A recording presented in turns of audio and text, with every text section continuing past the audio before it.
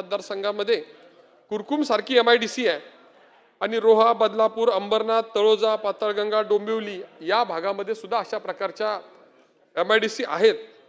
राज्याच्या व्यवस्थेसाठी या MIDC चालणं आवश्यक आहे, परंतु त्या ठिकाणी जी कायमस्वरूपीचं जे नुकसान त्या परिसराचं होते ते गंभीर आहे.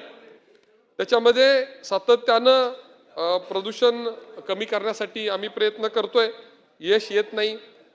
एक MLDचं त्या ठिकाणी CTP आहे, म्हणजे सेंट्रल जे काही ETP आहे आणि तो चालवतो जे प्रदूषण करणारी मंडळीच त्या ठिकाणी चालवतात. हा विरोधाभास आहे आणि त्याच्यामध्ये विस्तार वाढ होणं गरजेचं आहे आणि सगळी युनिट्स होताना आता ZLD युनिट होणं आवश्यक आहे. म्हणजे झिरो लिक्विड डिस्चार्ज त्याच्यामधून व्हावा या अटीसच पुढचे उद्योग आले तरच त्या उद्योगाच्या संदर्भातल्या ज्या अपेक्षा आहेत, रोजगार निर्मिती, त्या परिसरातील अर्थव्यवस्थेला मदत होणं, हे जरी खरं असलं तरी प्रदूषणामुळे खूप मोठ्या प्रमाणावर त्या परिसरातील पर्यावरणाचा ऱ्हास झालाय आणि ते रोखण्यासाठी पुढच्या काळामध्ये ZLD युनिट त्या ठिकाणी होणं